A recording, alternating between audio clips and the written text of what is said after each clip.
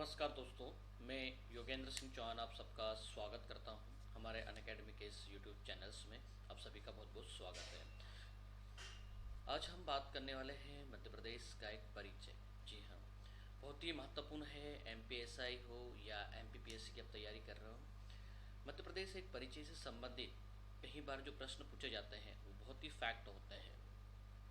जब fact question पूछे जाते हैं तो कहीं ना कहीं आपको वहाँ पर समस्या का सामना करना पड़ता है। वो सारी चीज़ें आपसे पूछ ली जाती जो आपने कभी पढ़ी नहीं है। तो आज मध्य प्रदेश एक परिचय के अंदर मैं आपको सारी चीज़ें ऐसे ही बताने वाला हूँ जो आपके लिए बहुत इंपॉर्टेंट है। तो क्लास में अंत तक बने रहिएगा। लेक्चर को लाइक ज़रूर कीजिएगा। लाइक के अलावा लेक्चर को शेयर करना ना भूलें आप। तो मध्य प्रदेश का एक परिचय बहुत ही इंपॉर्टेंट है।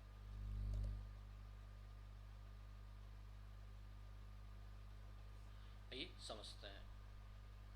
अगर आप तक अभी चैनल को आपने सब्सक्राइब नहीं किया है तो मैं कहूँगा सबसे पहले तो आप चैनल को सब्सक्राइब कर लें और साइड में जो बेल आइकन दिया गया है उसको क्लिक कर दें ताकि आपको क्लास का नोटिफिकेशन मिलता रहे। वहीं अगर बात करें तो ये लक्ष्य है, ये जो टारगेट है 45 दिनों में आपको एमपीएसआई की तैयारी कराना। जी हाँ, आप बहुत अच्छे से, ये एकमात्र इस तरह का यूट्यूब चैनल है जो आपको 45 दिन में बहुत ही अच्छे तरीके से एमपीएसआई की तैयारी करवा रहा है। यहाँ पर टॉप टीचर्स है। सुबह 7 बजे हिंदी आप पढ़ सकते हैं रूप सिंह सर से। 9:30 बजे एमपीजी के पढ़ सकते हैं मुझसे आप, जैसे कि मैं अभी पढ़ा रहा हूँ आपको। दोपहर के 1 बजे इंग्लिश पढ़ेंगे आप श्याम मुजवादिया सर से। 3:30 बजे जी के भूपेश पालीवाल सर पढ़ाएंगे आपको। 5 बजे मैथ्स और रीजनिंग शोएब अख्तर अहमद सर कवर कर रहे हैं यहाँ पर। 7 बजे साइंस तरुण शर्मा सर। अगर पूरा सिलेबस अब देखें यहाँ पर तो आपका एमपीएसआई का सिलेबस बहुत अच्छे से कवर हो जाता है यहाँ पर। ठीक है, तो क्लास में ज़रूर बने रहें और ये लक्ष्य के साथ अपना लक्ष्य साध ले आप। ठीक है, भेद ले एमपीएसआई 2020 को। तो लाइक ज़रूर करें लेक्चर्स को। अब बात करते हैं मध्य प्रदेश पुराना क्या था। वैदिक सभ्यता में अगर मध्य प्रदेश को हम देखें और समझें तो ये बहुत महत्वपूर्ण है। उत्तर वैदिक संहिताओं में, ब्राह्मण ब्राह्मण ग्रंथों में, माफ करना, आरण्यकों में मध्य प्रदेश से संबंधित कई जानकारियां प्राप्त होती है। परंतु उनमें महत्वपूर्ण है कौशितक उपनिषद में अप्रत्यक्ष रूप से विंध्य पर्वत का उल्लेख किया गया है। अब विंध्य पर्वत श्रृंखला हम बहुत अच्छे से पढ़ते हैं, अब भूगोल पढ़ते हैं उसमें समझते हैं इसको। वहीं सतपथ ब्राह्मण ग्रंथ तथा वैदिक साहित्य में रेवोत्तरम का भी उल्लेख मिलता है। इसका मतलब है कि प्राचीनतम ग्रंथों में मध्य प्रदेश का ये उल्लेख है। ये उन स्थानों की जानकारी आपको आज से हजारों वर्ष पहले दी जा रही है कि मध्य प्रदेश में क्या था। अगर रेवोत्तरम का उल्लेख मिलता है तो इससे ये स्पष्ट हो जाता है कि भाई मध्य प्रदेश में कोई रेवा नाम की नदी थी, वो बहती थी। और सब हम जानते हैं कि सिंधु घाटी सभ्यता की अगर शुरुआत की अगर हम बात करें तो सबसे प्राचीनतम साक्ष्य मिलते हैं तो वो नर्मदा से ही मिलते हैं। तो जननी है सिंधु घाटी सभ्यता की नर्मदा नदी। एक अलग बात है कि हम अभी बलूचिस्तान और पाकिस्तान के क्षेत्रों में जाकर उसको पढ़ते हैं। इतिहासकार वेबर के द्वारा जब विश्लेषण किया गया तो यहाँ पर यह माना गया कि यह रेवा नदी का नाम माना गया है। तो यहाँ पर स्पष्ट किया था वेबर ने, याद रखिए बहुत अच्छे से। वही महर्षि अगस्त्य के नेतृत्व में नर्मदा घाटी में यादव उनका एक समूह आकर निवास करने लगा और वो बस गया। और यहीं से इस क्षेत्र में आर्यों का आगमन प्रारंभ होता है। जिस हम निमाड़ में बात करेंगे आर्यन और नॉन आर्यन की भूमि। जी हम, मैं बात कर रहा हूँ खरगोन की पश्चिमी निमाड़ की। तो बहुत ही इंपॉर्टेंट है। अब वहां पर कौन सी जाति निवास करती थी, किसकी अधिकता के कारण उसका नामकरण हुआ, जब थोड़ी सी देर में आप समझ जाएंगे यहाँ पर। अब आपको ये याद रखना है कि महर्षि अगस्त्य कौन थे। महर्षि अगस्त्य मध्य प्रदेश को क्रॉस करने वाले पहले व्यक्ति थे। जी हाँ, जो उत्तर से जो उत्तर से दक्षिण की ओर प्रस्थान किया, जिन्होंने पहले व्यक्ति जो मध्य प्रदेश को इस तरह से क्रॉस करके जाते हैं, महर्षि अगस्त्य, इस भूमि को क्रॉस करने वाले पहले व्यक्ति, याद रखना है आपको। वहीं विंध्य और सतपुड़ा पर्वत को क्रॉस करने वाले, नर्मदा नदी को पार करने वाले पहले व्यक्ति। अगर मध्य प्रदेश को क्रॉस कर रहे हैं तो सारी चीजें पहली हो जाती हैं यहाँ पर, तो ये बहुत अच्छे से आप समझे यहाँ पर।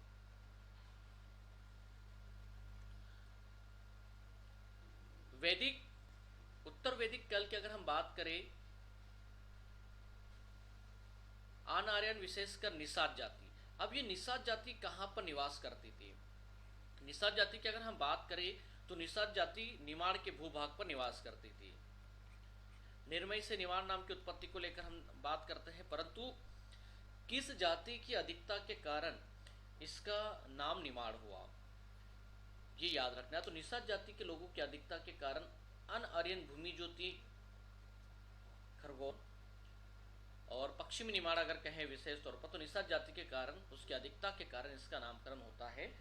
नीम के वृक्ष के नाम से लिया गया, नीम और निमाड़, जो कि निमाड़ मूलतः फारसी भाषा का शब्द है, ये भी याद रखें। निमाड़ मूलतः फारसी भाषा का शब्द है। चलिए, तो ये तो बात हो गई आपको एक फैक्ट बताने की। अब बात करते हैं, ऐत्रेय ब्राह्मण में उल्लेख मिलता है जो मध्य प्रदेश के घने जंगलों में निवास करते थे। तो यहाँ पर जैसे घने जंगलों में, तो हम घने जंगलों की बात कहाँ से करेंगे? हम पूर्वी खंडवा से बात करेंगे, हम शहडोल मंडला की बात कर ले, या हम सतपुड़ा और विंध्य क्षेत्र की बात करें, तो ये घने जंगल वाला क्षेत्र हो जाता है, विशेष तौर पर सतपुड़ा। अब बात करते हैं मध्य प्रदेश के हल्के से बेसिक की, ठीक है। ये भूगोल जरूर है, परंतु आपके लिए बहुत इंपॉर्टेंट है, ये एक फैक्ट है आपके लिए, बहुत अच्छे से समझना आपको। अब क्षेत्रफल की दृष्टि से अगर हम मध्य प्रदेश की बात करें तो भारत का पहला एक राज्य हुआ करता था सबसे बड़ा, परंतु वर्तमान में इसकी स्थिति क्या है? अब ये भारत का दूसरा सबसे बड़ा प्रदेश है। इसका क्षेत्रफल देश के क्षेत्रफल का कितना बनता है? तो 9.38% बनता है। अब इस आधार पर अगर मध्य प्रदेश की तुलना करें कि कौन से राज्यों के बराबर इसका क्षेत्रफल है, तो जापान, माफ करना, कौन से देशों के बराबर इसका क्षेत्रफल है, तो जापान व इंग्लैंड के बराबर है। अब देख सकते हैं, ये हमारा मध्य प्रदेश है, ये जापान का मानचित्र है और ये इंग्लैंड का। तो ये देख सकते हैं कि ये इंग्लैंड है, ठीक है, ये इसके आइलैंड समूह है। मध्य प्रदेश से कंपेयर करें इस इंग्लैंड को यहाँ पर ला के रखने की, तो लगभग ये इतना हो जाता है। वहीं जापान की बात करें तो जापान भी पूरा मध्य प्रदेश के क्षेत्रफल के बराबर आ जाता है। अब आपसे प्रश्न पूछ सकते हैं कि मध्य प्रदेश का क्षेत्रफल कौन से दो देशों के बराबर है? एक का नाम हो सकता है इंग्लैंड पूछ सकते हैं, जापान भी पूछ सकते हैं। अब हम ऐसे प्रदेशों की बात करें जो प्रथम स्थान रखते हैं मध्य प्रदेश में क्षेत्रफल की दृष्टि से। अब हम बात करते हैं राजस्थान की।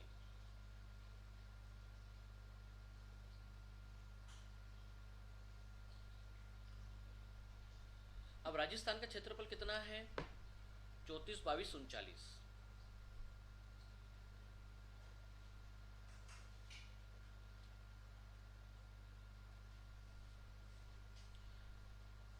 तीन लाख 42,239 ये राजस्थान का क्षेत्रफल है।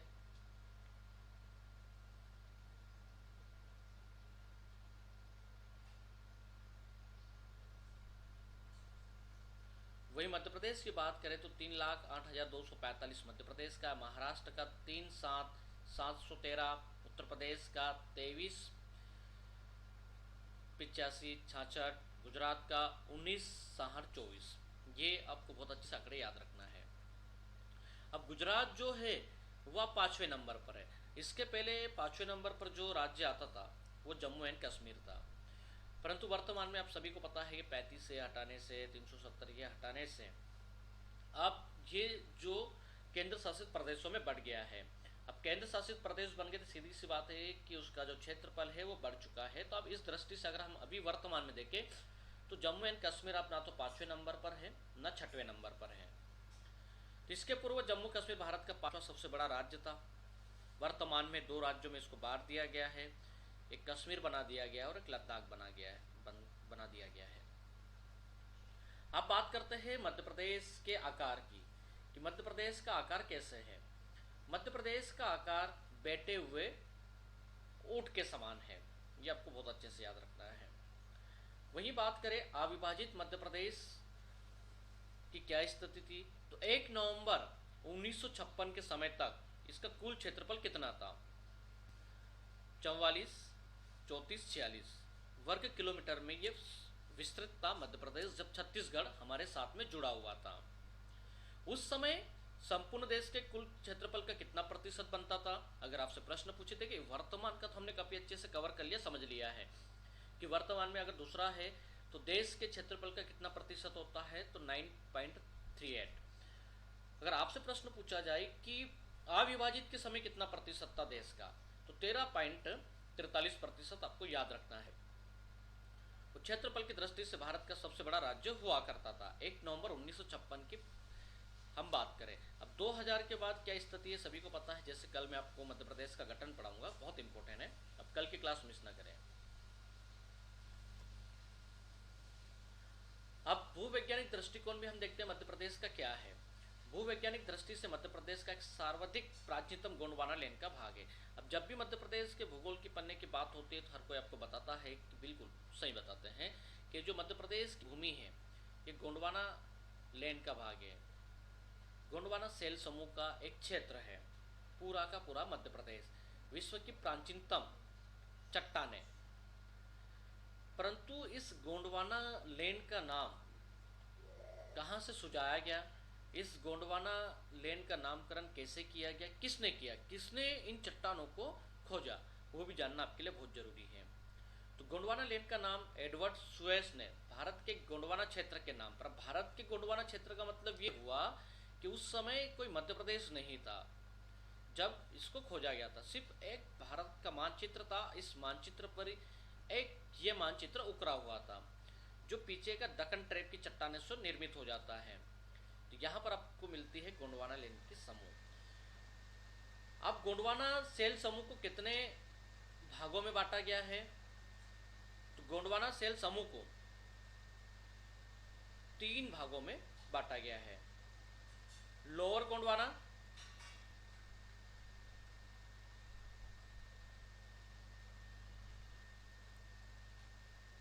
मोहपानी और पैंच घाटी। कोयला क्षेत्र लोअर गोंडवाना समूह के अंतर्गत आते हैं। मध्य गोंडवाना की अगर हम बात करें, यहाँ पर मध्य गोंडवाना की अगर हम बात करें तो इसमें पैंच घाटी के अलावा अगर हम बात करें तो देनवा और पंचमढ़ी के क्षेत्र में फैली हुई है, इसको बोलते हैं मध्य गोंडवाना। अब अपर गोंडवाना की बात करें तो बघेलखंड सतपुड़ा क्षेत्र में इसे अपर गोंडवाना कहते हैं। चागन तथा अन्य क्षेत्र में जबलपुर स्तर के नाम से इसको जाना जाता है। सर्वप्रथम मध्य प्रदेश के दक्षिणी पूर्वी भाग में प्राचीनतम गोंडवाना राज्यों के बारे में पता चला। सबसे पहले जो रिसर्च किया एडवर्ड सुएस ने वो 2 जिलों की भूमि पर किया, एक मंडला और दूसरा डिंडोरी। तो याद रखना है गोंडवाना सेल समूह चट्टानों का अध्ययन कहाँ पर किया गया था, तो मंडला और डिंडोरी में किया गया था। और यहीं से पता चलता है कि पूरा का पूरा जो भाग है वो गोंडवाना सेल समूह का ही भाग है मध्य प्रदेश का। और विशेष तौर पर जो गोंडवाना की जो मुख्य चट्टानें हैं वो मंडला और डिंडोरी में है। वहीं बात करें हम अविभाजित मध्य प्रदेश की, तो पूर्व से पश्चिम की ओर अविभाजित मध्य प्रदेश की जो स्थिति थी वो 996 किलोमीटर थी, और उत्तर से दक्षिण की ओर मध्य प्रदेश की जो स्थिति थी, जो विस्तार था वो 1127 किलोमीटर का था, जो कि वर्तमान का सभी को पता है। इसका उत्तरी बिंदु क्या था, मुरैना। दक्षिणी बिंदु क्या था उसका समय में, सुकमा था। याद रखना एक क्वेश्चन पूछा जाएगा कि अविभाजित मध्य प्रदेश में दक्षिणतम बिंदु था, तो हम क्या बताएंगे, सुकमा बताएंगे, ना कि ब्रह्मपुर बताना है आपको, समझ रहे अच्छे से। वही पश्चिमी बिंदु की बात करें तो अलीराजपुर था, और पूर्वी बिंदु की अगर हम बात करें तो जसपुर जिले में स्थित पूर्व बिंदु। ये था मध्य प्रदेश का अविभाजित आंकड़ा। अब मध्य प्रदेश की भौगोलिक स्थिति और विस्तार की अगर हम बात करें वर्तमान में, तो 1 नवंबर 1956 जब पंडित जवाहरलाल नेहरू ने मध्य प्रदेश के मानचित्र का अध्ययन किया, और यहाँ पर जैसे आप कल पढ़ेंगे गठन, तो आपको बताऊंगा कि क्या किस तरह से जवाहरलाल नेहरू जी ने मध्य प्रदेश के मानचित्रों को तैयार किया था, कहाँ पर बैठ के तैयार किया था, किसकी उपस्थिति में तैयार किया गया था और किनके परामर्श से उन्होंने हेलीकॉप्टर से पूरा का पूरा सर्वे किया था मध्य प्रदेश का। ये बहुत इंपॉर्टेंट फैक्ट है। तो कल मध्य प्रदेश का गठन रहेगा, तो क्लास मिस ना करें आप। 9:30 AM। भारत का हृदय स्थल या हृदय प्रदेश की जो संज्ञा दी थी वो बैतूल जिले की भैंसदेई तहसील से दी थी। वही बैतूल की अगर हम बात करें तो बैतूल में 1938 में एक पार्क स्थापित किया गया था। यहाँ पर भी एक पार्क बनाया गया था। ध्यान दें, यहाँ पर कमला नेहरू पार्क, जी हाँ, इनकी जो वाइफ थी उनका नाम था कमला, और उन्हें गार्डन और कहें तो पुष्प वगैरह इनसे काफ़ी लगाव था, इसलिए कमला नेहरू पार्क आप कहीं पर बड़ी आसानी से देख सकते हैं। इसके बाद 1956 में नेहरू जी ने भैंसदेई से आधिकारिक तौर पर इसकी घोषणा कर दी कि मध्य प्रदेश को क्या नाम दिया जाएगा। तो भारत का हृदय स्थल या हृदय प्रदेश की संज्ञा दी थी बैतूल की भैंसदेई से। अब भैंसदेई को क्यों चुना गया था, ये भी बहुत महत्वपूर्ण है। भैंसदेई को इसलिए चुना गया था कि भैंसदेई वो क्षेत्र था जहां पर समागम होता था पूरे मध्य प्रदेश का। कैसे समागम होता था समझे। ये जो क्षेत्र था भैंसदेई, यह मराठी वो हिंदी का एक मिलन स्थल था, और यहीं से भैंसदेई से ही सब कुछ डिसीजन लिए गए थे पंडित जवाहरलाल नेहरू जी के द्वारा। मध्य प्रदेश का क्षेत्र लगभग आयताकार है, जिसका उत्तर से दक्षिण की ओर विस्तार कितना है तो 605 किलोमीटर है। यहां पर कितना था आपने देखा,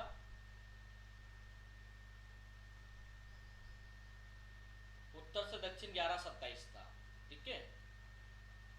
पूर्व से पश्चिम की ओर विस्तार था 870 किलोमीटर का मध्य प्रदेश का वर्तमान में। मध्य प्रदेश की सीमा में उत्तर में चंबल नदी से निर्धारित होती है, दक्षिण में ताप्ती से निर्धारित की जाती है, और पूर्व में मैकल पर्वत से, और पश्चिमी श्रेणी की अगर हम बात करें बड़वानी के पीछे राजपीपला की पहाड़ियों से। अविभाजित मध्य प्रदेश की सीमावर्ती राज्यों की बात करें तो कितनी थी, तो संख्या 5 थी। वर्तमान का हमें बहुत अच्छे से याद है कि हम 5 पढ़ लेते हैं, परंतु अविभाजित मध्य प्रदेश की सीमावर्ती राज्यों की संख्या अगर आपसे पूछी जाए तो कितनी थी, 7 थी। अविभाजित मध्य प्रदेश के उत्तरी भाग में उत्तर प्रदेश, उत्तर पश्चिम भाग में राजस्थान, ये उत्तर पश्चिम वाला भाग राजस्थान, पश्चिम भाग में गुजरात, ये पश्चिम भाग गुजरात, दक्षिण पश्चिम भाग में महाराष्ट्र, इसको बोलते हैं दक्षिण पश्चिम भाग महाराष्ट्र, दक्षिण पूर्वी भाग आंध्र प्रदेश, इसको बोलते हैं दक्षिणी पूर्वी भाग आंध्र प्रदेश, पूर्वी भाग में उड़ीसा, इसको बोलते हैं पूर्वी भाग में उड़ीसा, उत्तर पूर्वी भाग में बिहार, ये उत्तर पूर्वी भाग में बिहार। तो इस तरह से मध्य प्रदेश जो था वह अविभाजित स्थिति में 7 राज्यों से घिरा हुआ था। तो बहुत अच्छे से नोट करें इसको, बहुत ज्यादा एमपी है। आप बात करते हैं मध्य प्रदेश के देशांतरीय विस्तार की, ये बहुत बेसिक है, ठीक है। यहां से उत्तर से दक्षिण कितना है और पूर्व से पश्चिम कितना है। तो उत्तरी अक्षांश बुरहानपुर के दक्षिणतम बिंदु की अगर बात करें तो 30 डिग्री 6 मिनट से 26 डिग्री 30 मिनट उत्तरी अक्षांश मुरैना, इसका उत्तरतम बिंदु, ये उत्तरी अक्षांश। पूर्वी बिंदु की अगर हम बात करें तो 82 डिग्री 48 मिनट पूर्वी देशांतर सिंगरौली से, पश्चिमी बिंदु 74 डिग्री 9 मिनट देशांतर अलीराजपुर पश्चिमी बिंदु। अब फैक्ट यह है कि अलीराजपुर आपका पश्चिमतम जिला है, ठीक है। अगर पश्चिमतम जिला है तो इसका लास्ट पॉइंट कौन सा है, एक मेन पॉइंट तो होना चाहिए, थोड़ा अपडेट पर आकर पड़े आप। तो चांदपुर जो बॉर्डर है, चांदपुर जो बॉर्डर है जिसको बोलते हैं पिटोल बॉर्डर, तो चांदपुर जो है वह पश्चिम जिला जो अलीराजपुर है उसका अंतिम पॉइंट होगा। वही बुरहानपुर की अगर हम बात करें तो बुरहानपुर में कहां पर होगा, तो बुरहानपुर में होगा दोस्तों इच्छा देवी मंदिर, ठीक है। इसके बाद महाराष्ट्र लग जाता है, तो यहां पर है अंतिम पॉइंट उत्तर का, दक्षिण का। पूर्वी पॉइंट की बात करें तो बैडन निर्धारित किया गया है। मुरैना की बात करें तो मुरैना के लिए मितावली रखा गया है। तो ये फैक्ट ऐसे पढ़े तो बहुत ज्यादा इंपॉर्टेंट है।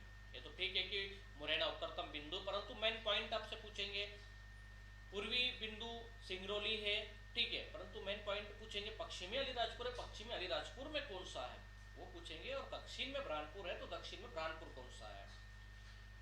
तो बहुत अच्छे से नोट करें आप। अब मध्य प्रदेश के केंद्र बिंदु की बात करें तो पृथ्वी का केंद्र बिंदु मंगलनाथ उज्जैन में स्थित है। वही अगर हम बात करें बैतूल जिले के स्थित भरसाली की, तो अकबर के 9 रत्नों में से राजा डोडर मल के द्वारा एक सर्वेक्षण करवाया गया था और अखंड भारत का केंद्र बिंदु खोजा गया था। अब ये केंद्र बिंदु कहाँ पर स्थित था, तो भरसाली बैतूल में। यह है भरसाली बैतूल, यह है अखंड भारत का केंद्र बिंदु। अविभाजित भारत के केंद्र बिंदु की बात करेंगे तो करौंदी कटनी मध्य प्रदेश में मिलेगा आपको, ठीक है। इसके बहुत सारे फैक्टर है, किसने इसका मापन किया था, कैसे अध्ययन हुआ था, ठीक है। प्लस पे मुझे जरूर फॉलो करें, वहां पर सब कुछ मिलेगा आपको। अभी वर्तमान भारत के केंद्र बिंदु की बात करें तो विदिशा है। भारत का हृदय स्थलों मध्य प्रदेश के केंद्र बिंदु की बात करें तो सागर है। ये फैक्ट है, काफी अच्छे से समझा इनको। आप मध्य प्रदेश के हल्के से गठन को लेकर अगर हम बात करें तो बहुत इंपॉर्टेंट है यहाँ पर, जैसा आप देख सकते हैं यहाँ पर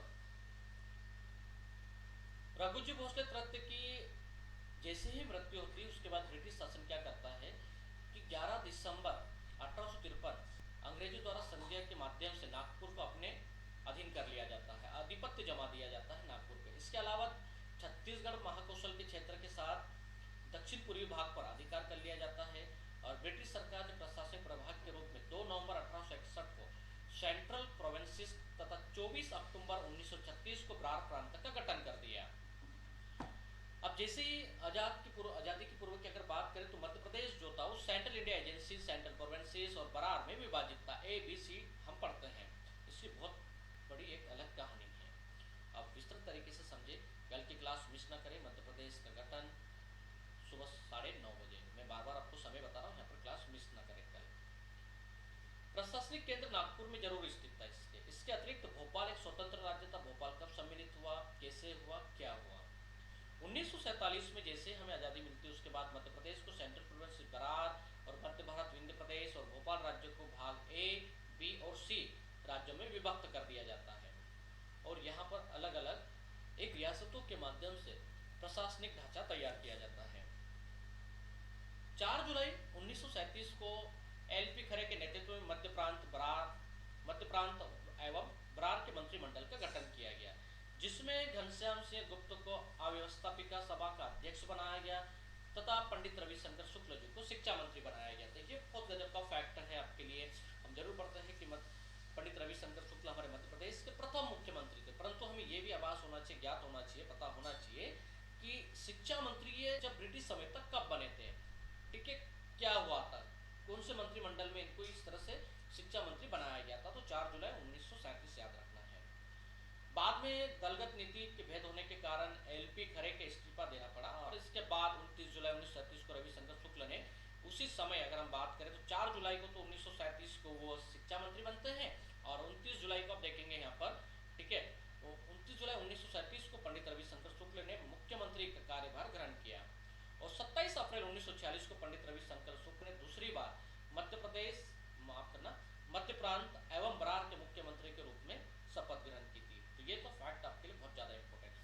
आप जो आप सोच रहे हैं यहाँ पर कि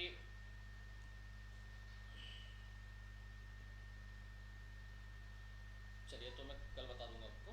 अब यहाँ पर देख लो मध्य प्रदेश के अंतर्वर्ती जिलों का क्रमश। अब अंतर्वर्ती जिले वो होते हैं जिनकी सीमाएं ना तो किसी समुद्र से लगती है और ना ही किसी राज्य के साथ स्पर्श होती है, ऐसे जिलों को हम क्या कहेंगे, अंतर्वर्ती जिले। अब अंतर्वर्ती जिलों की संख्या अधिकांश सब देखते हैं तो बहुत सी जगह आपको 18 मिलती है, कई बार 19 भी बता दी जाती है, ठीक है, आंकड़ा आगे पीछे बहुत चलता है यहाँ पर। मध्य प्रदेश के अंतर्वर्ती जिलों की क्रम की संख्या की बात करें तो 17 है। होशंगाबाद, हरदा, दमोह, कटनी, रायसेन, नरसिंहपुर, विदिशा, उज्जैन, देवास, इंदौर, धार, ग्वालियर, जबलपुर, भोपाल, सीहोर, उमरिया और शाजापुर, कुल 17 जिले शामिल है इसमें, ठीक है। 18 जिले की अगर हम बात करें तो बहुत गजब का फैक्ट है यहाँ पर। वही मंडला जिले की अगर हम बात कर ले तो मंडला जो जिला है, मंडला जिले की सीमा छत्तीसगढ़ राज्य के कबीरधाम जिले से स्पर्श करती है, ठीक है, इसलिए मंडला जिले में बिछिया और इसकी मवई विकास खंड है, ठीक है। अगर आप देखें देखेंगे इसके बारे में और भी आपको अच्छे से डिस्कवर करना है तो बहुत अच्छे से कर सकते हैं। मैं आपको बता दूं क्या जरिया है। अब एक काम करेंगे, मंडला और मंडला के और बालाघाट, ठीक है, इन दोनों के बीच में सुकर वन क्षेत्र पड़ता है। सुकर वन क्षेत्र वो है जो सबसे पहले अधिकृत किया गया था, ठीक है, वन्य प्राणियों के लिए। ध्यान दें, कान्हा किसली का सबसे प्राचीनतम एक नाम और निकल कर आता है, सुकर वन क्षेत्र बोलते हैं इसको, ठीक है। यहीं पर छत्तीसगढ़ की कबीरधाम वाली चिल्पी रेंज, कौन सी रेंज, चिल्पी रेंज यहाँ पर स्थित थी। अब ये चिल्पी रेंज जैसे ही छत्तीसगढ़ बना तो उसमें अब हस्तांतरित हो गई है, उधर चली गई है। तो फिर भी वो जरूर छत्तीसगढ़ बन गया है। उसके बाद यहाँ पर बिछिया और मवई जो है, ये मुक्की जो है, मुक्की से थोड़ा सा आगे आप चल देंगे तो वहां पर आपको प्रशासनिक क्षेत्र दिखाई देगा, ये मंडला का मिलेगा आपको, ठीक है। तो मुक्की जो द्वार है वो तो वैसे बालाघाट में है, मंडला में नहीं पड़ता, परंतु आपको थोड़ा सा इसके ऊपर की ओर जाकर आप देखेंगे, ठीक है, अच्छे से मैप देखेगा। और ज़्यादा जो मानचित्र है, जैसा गूगल से कर लेते हैं, कहीं से भी सर्च कर लेते हैं, उस मानचित्र पर ज़्यादा ध्यान ना दें आप, ठीक है। डिजिटल मैप भी होता है, उसके माध्यम से आप जब देखेंगे तो आपको मंडला जिले की सीमा बिल्कुल छत्तीसगढ़ की सीमा से स्पर्श करती हुई दिखाई देगी। तो याद रखना बिछा और मवई से, इसलिए हम सिर्फ 17 पढ़ेंगे, 18 नहीं पढ़ेंगे। अधिकांश लोग आपको 18 जरूर बताते हैं, तो थोड़ा ध्यान दें आप, 17 फैक्ट है। अब मध्य प्रदेश एक नज़र में हमने पढ़ने की बात की थी, तो चलिए समझते हैं मध्य प्रदेश क्या है। इसके राज के चिन्ह की बात करें तो 24 स्तूपों की बाहाकृति के मध्य में, मतलब बीच में गेहूं है, धान की बलियां है तथा प्रगत वृक्ष के ऊपर अशोक स्तंभ यहाँ पर दर्शाया गया है। ये बेसिक है और यही मध्य प्रदेश का एक परिचय जो मैं आपको बता रहा हूँ। राजकीय गान की बात करें, सुख का दाता सबका साथी, सुख का ये संदेश है, माँ की गोद पिता का आश्रय मेरा मध्य प्रदेश है। रचनाकार है श्री माहेश श्रीवास्तव। संगीत धुन किसने दी है, कब लिखा गया, क्यों लिखा गया, क्या आवश्यकताएं पड़ी, और महेश श्रीवास्तव जी कौन थे, क्या थे और कब कब इन्हें पुरस्कृत किया गया, सब कुछ अगर आप जानना चाहते हैं तो प्लस पर जरूर मुझे फॉलो करें आप। 2010 में राज्य की भाषा हिंदी है, वही मध्य प्रदेश में ब्रह्मपुर एकमात्र ऐसा जिला है जिसकी लैंग्वेज हिंदी, उर्दू व मराठी है। मध्य प्रदेश के राज्य के चिन्हों की अगर हम बात करें यहाँ पर, तो राज्य के पुष्प सफेद लिली, राज्य के पशु बारहसिंगा बेटी प्रजाति का है और इसके वैज्ञानिक नाम है दुष्वर्ष। वर्ष 1981 में इसको राज्य पशु घोषित किया गया। राष्ट्रीय पक्षी की बात करें, दूधराज या शाही बुलबुल पैराटाइज फ्लाई कैचर, इसका ये वैज्ञानिक नाम है, 1981 में इसको घोषित किया। फ्लाई कैचर का मतलब ये हुआ कि ये जो पक्षी है, ये हमारा राष्ट्रीय पक्षी जो है, ठीक है, क्या है कि एकदम फ्लाई करते हुए ही, जी हाँ, कुछ इस तरह से फ्लाई करते हुए ही अपने शिकार को दबोच लेता है करके। तो फ्लाई कैचर मतलब ये एक ऐसी इसकी विशेषता है, शाही बुलबुल या दूधराज कहें, इसकी पक्षी की विशेषता है कि उड़ते हुए ही अपना भोजन ग्रहण करता है, उड़ते हुए ही कीड़ों को ही खाता है, इसलिए इसका नाम है फ्लाई कैचर रखा गया है। राज्य के वृक्ष बरगद की बात करें, 1971 में इसको घोषित किया। राष्ट्रीय मछली महासिर टोटोर 2011 में। राज्य के खेल मलखम्ब 2013 में घोषित किया गया। राज्य के फसल सोयाबीन, राज्य के फल आम। राज्य के नृत्य राई, कहाँ से उत्पत्ति होती है, किसके रचना में इसका उल्लेख मिलता है, सब कुछ पढ़ेंगे। प्लस पर देखिए आप, राज्य के नाट्य माच मालवा, राज्य की नदी नर्मदा। अब फैक्ट क्या है मध्य प्रदेश को लेकर वो समझ लिया। मध्य प्रदेश की राजकीय मछली जो महासेरे टोडर प्रजाति से संबंधित है, संकटग्रस्त ये मछली मात्र 2% बच गई थी। इसका वैज्ञानिक नाम टोर प्यूटिटोरा है। 26 सितंबर 2011 को मध्य प्रदेश में महासिर मछली को राजकीय मछली का दर्जा प्रदान कर दिया गया था तथा वर्ष 2012 में IUCN की एक रेड लिस्ट में इसको विलुप्त प्रजाति के रूप में अधिसूचित कर दिया गया। यहाँ पर मध्य प्रदेश सरकार ने आनन फानन में एक सटीक और फटाफट डिसीजन लेकर इसके संरक्षण का कार्य तेज कर दिया। अब हम जैव विविधता बोर्ड जरूर पढ़ते हैं, परंतु यहाँ पर आप देखिए कि बड़वा जो है ये पश्चिमी निमाड़ का क्षेत्र है, ठीक है, और 60 किलोमीटर दूर इंदौर से, इंदौर 60 किलोमीटर दूर ये नीचे की ओर निमाड़ में बसा हुआ है। तो मध्य प्रदेश जैव विविधता बोर्ड की मदद से खंडवा वन मंडल के परिक्षेत्र, अब खंडवा एक रेंज आता है, खंडवा वन मंडल के परिक्षेत्र बड़वा के पास नर्मदा की सहायक चोरल नदी के बहते पानी में महासिर मछली की प्रजाति के टोर के अंडे निकाले गए और ये बहुत सक्सेस हुई। अब याद रखना है कि कौन सी नदी में निकाले गए, तो चोरल नदी आपको पता होनी चाहिए, बहुत इंपॉर्टेंट है। और यहाँ से निकालने के बाद अब भोपाल तालाब वगैरह में इसको छोड़ा गया है ना। तो ये सब फैक्ट याद रखें आप।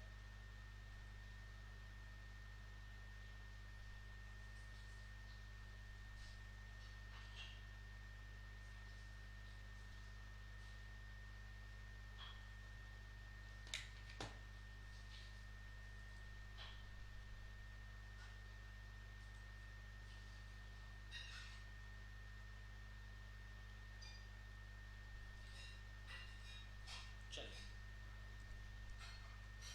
प्रशासनिक संरचना की बात करें तो मध्य प्रदेश में कुल 10 संभाग। फैक्ट की बात करें तो मध्य प्रदेश में 11वें संभाग के रूप में सतपुड़ा संभाग बनाना प्रस्तावित है, जिसमें छिंदवाड़ा, सिवनी, बालाघाट को रखा जाएगा, तथा 12वें संभाग के रूप में रतलाम संभाग बनेगा, जिसमें नीमच, मंदसौर, झाबुआ, रतलाम, अलीराजपुर का गठन प्रस्तावित है। राज्य में कुल 52 जिले हैं। मध्य प्रदेश का 52 जिला निवाड़ी है, जबकि 53वें जिले के रूप में नागदा को घोषित किया गया है। 54वां मैहर बनेगा, 55वां चाचौड़ा जिला प्रस्तावित है। राज्य में कुल तहसील की संख्या की बात करें तो 412 है। राज्य में कुल विकास खंड की बात करें तो 313 है। आदिवासी विकास खंडों की संख्या की बात करें तो 90 है। नगरों और शहरों की बात करें तो 476 है।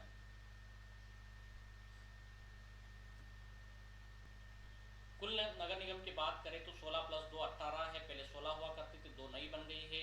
1 अक्टूबर 2018 को भिंड और दतिया नगर पालिका को नगर निगम बनाने की मंजूरी प्रदान कर दी गई थी। कुल नगर पालिकाओं की संख्या कितनी है तो 98 है। कुल नगर परिषद कितने हैं तो 272 है। कुल जिला पंचायत कितने हैं तो 52 है। 15 मई 2019 को निवाड़ी जिला पंचायत निर्मित की गई थी। अब संख्या पहले 51 थी, अब 52 हो गई है। कुल जनपद पंचायत विकासखंड स्तर पर अगर बात करें तो 313 है। कुल ग्रामों की बात करें तो 54,903 है। राजस्व के ग्राम की बात करें तो 53,738 है। ये मध्य प्रदेश एक दृष्टिकोण था, एक फैक्ट था। कल जरूर क्लास आप ज्वाइन करें मध्य प्रदेश के गठन को पढ़ने के लिए। लेक्चर को लेकर अपना फीडबैक जरूर दें। लेक्चर कैसा लगा लाइक करें, ठीक है, और इसको रेटिंग देना ना भूलें। कहने का मतलब है कि सिर्फ रेटिंग प्लस पर जब आए तो वहाँ पर रेटिंग दें, और यहाँ पर आप ज़्यादा से ज़्यादा अपने मित्रजनों को, प्रियजनों को उन्हें भी बताएं कि अनअकैडमी के प्लेटफॉर्म पर आए पढ़ें। और सभी हमारे टॉप एडेप्टर्स को लाइक करना ना भूलें, और साथ ही मेरे इस लेक्चर को बहुत बहुत धन्यवाद आप सभी का।